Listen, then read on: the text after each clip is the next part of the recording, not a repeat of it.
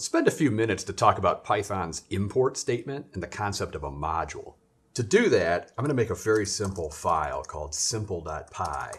It's not going to be the most interesting bit of code, but I'm going to use it to illustrate some concepts. In this file, I'm going to make a variable called x. I'm going to make a function spam that prints out the value of x. And then I have another function, run, which is going to call the spam function.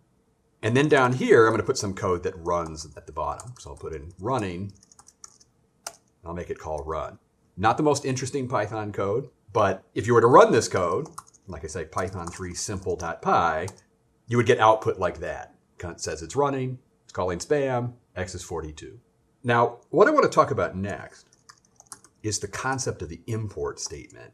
So let's say you have some code that you've written, and you want to use it in some other piece of Python code. The way to load it and run it is to use import. So you might say something like import simple. What's going to happen is Python will find your code, execute it, and then make all of the contents of that code available to you. So by doing that import, what happens is a module gets created, and then the contents of that module are everything that was in that file. So there's a variable x, there's a function spam that says x is 42. I could say simple.run. You'll see the functionality kind of showing up there. Now, a few really important things about what is happening with the import statement. First thing is that when I did this import simple here, Python actually found the file and it executed that file completely as a script. So it started at the top, went all the way to the bottom, ran every statement that's in there. One of the things that's special about that execution is that it actually takes place in an isolated environment. So one way to think about this file is it's its own little world, if you will. And everything that's in that file is sort of contained in its own little namespace, as it's known. The way that you get to the contents is you have to prefix it with this name simple. So if I want to get x, I have to say simple.x, simple.spam, simple.run, and so forth. One of the things that's going on here is Python is trying to keep different source files isolated from each other. So if I happen to have my own variable x, for instance, that's a completely different x than the one that's in the simple module. So potentially you could have the same variable name showing up across different files, and it's all going to work fine. Okay, so that's the first thing with modules. Import will load code. It executes that code in an isolated world. You have to use the module to get access to the contents of that. You actually see that with other modules as well. If I import math, for instance, I have to say math.cosine to get the different math functions, or math.square root. Okay, so that's one aspect of import. Another feature of import is that sometimes you will see people using a variant of import where they might say something like from simple import run or something. And what that does is it executes the entire file exactly the same way as before. So if I do that form of import, you'll see all of the code run. You'll get exactly the same output as before, but the big difference is that the only thing that I see is the run function. Essentially, I get run, and I don't get any other functionality. Like there is no x here. There is no spam. I don't even get the name simple showing up. The only thing I get is the run that showed up there. Effectively, what is happening there is that Python is essentially importing the module, and then it's copying something out of it. Think of this as like a copy that's taking place. And then what I'm allowed to do is use the copy. The reason that I bring this up is that there actually is a fair amount of confusion concerning this alternate form of import. Sometimes people look at that and they think, oh, this must be more efficient. Like maybe it's only loading part of a file, or just that one function and the rest of it is like not loaded or anything like that. Not true. Actually, that form of import loads the entire file. It keeps everything in memory. It's just only exposing that run function to me. You can actually see that, by the way. I mean, when you do run, it actually works. There's actually no way that would work unless the spam function was also sitting there somewhere. That's another facet of import. One other thing about that, by the way, is if I were to do a statement like from simple import, say, spam and x, what's going to happen is I'm going to get the spam function showing up, and I'm going to get the x variable showing up. However, this x that I'm working with here is actually not the one that is used by this function. So let's say I were to change x to 13, and then I were to run spam, you'll actually find that this change here had no impact on the code above. Part of the reason for that is that global variables are basically pinned to the file where they're defined. So like in this spam function, this X that I'm looking at here only refers to that X that's in exactly the same file.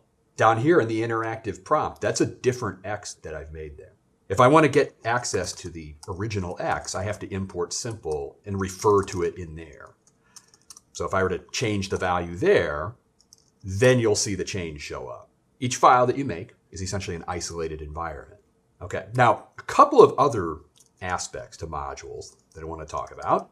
One other thing with modules is that the import statement is a one-time operation. If I do an import, you'll see the code run, but then if I do an import again, you don't see anything happen. You don't see any output showing up, like no running, no calling, or anything like that.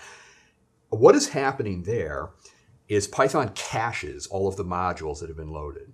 So if you've done an import one time, the module is loaded in cache, and Python will never reload that code. Where that cache is maintained, by the way, is there's a variable in the sys module called modules, and it's actually a Python dictionary. If you look up in the dictionary, you'll find the simple module sitting in there. That's where the module lives. If for some reason I were to delete that out of the cache, which I'm not recommending, by the way, but if you were to delete it out of the cache, okay, so let's say I were to delete it, and I were to type the actual proper delete statement, getting a lot of mistakes there. If I redid an import, then you would see it run again. That cache is sort of determines whether import runs the code or not.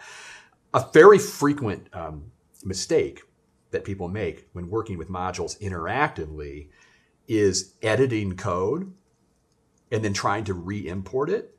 Like they might come up to the code above and then they would like make a change, like, calling the new spam or something like that. They'd make a change to the code. They would come down here and import it, and then they would run it, and they'd wonder, like, why am I not getting my modified message? Well, the whole reason you're not getting the modified message is that the module has been cached. The only way to really get the new code would either be to quit Python or to try and reload the code somehow. That's one thing that trips people up, this one-time kind of loading sort of thing. Another thing that can potentially trip you up with modules that I want to mention is that the import statement itself might fail. To illustrate that, I'm actually going to make a directory here. I'll just make a directory called demo. I'm going to go down into that directory, and then I'm going to try to do the import statement. So I'll type import simple.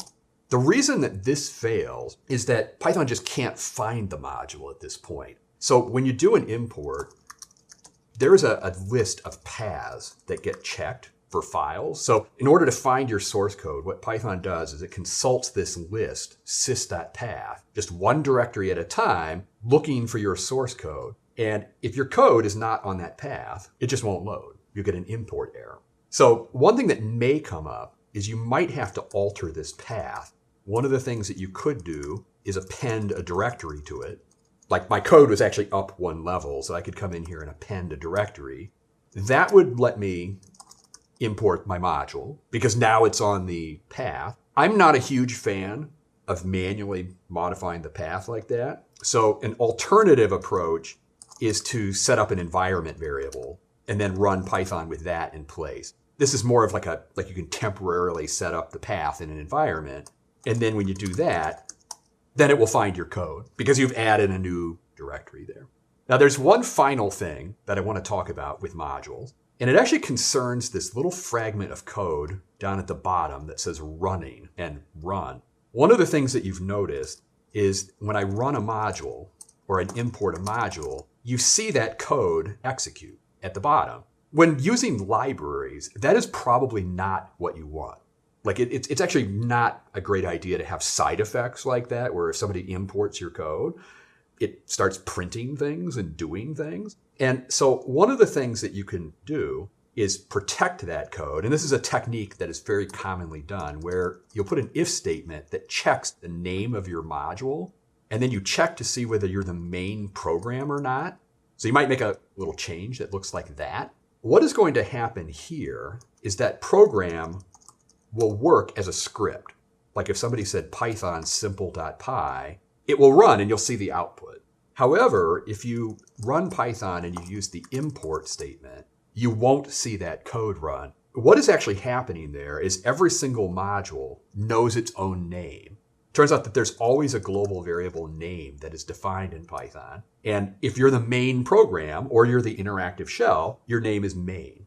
On the other hand, if you're imported, your name is set to whatever your module name is. So sometimes you'll see this used in scripts. People will protect the last part of the code with a little if statement saying, well, we'll only run this code if we're running as the main script. Otherwise, somebody might be doing an import statement and using functions that are in there. Those are some of the basics of import. I think the key takeaway, every single Python file you make is its own little world. You can use the import statement to execute the code that's in there. Again, there are two different forms of import. There's kind of the standard import, and then there's this from form that lets you lift specific names out of there. There's no difference between how those execute under the covers, so keep that in mind. And then there are a few facets just to keep in mind. Modules are cached, so the import is a one-time operation. There's a path that determines where files are found. And then sometimes you'll see this trick with the main program at the end.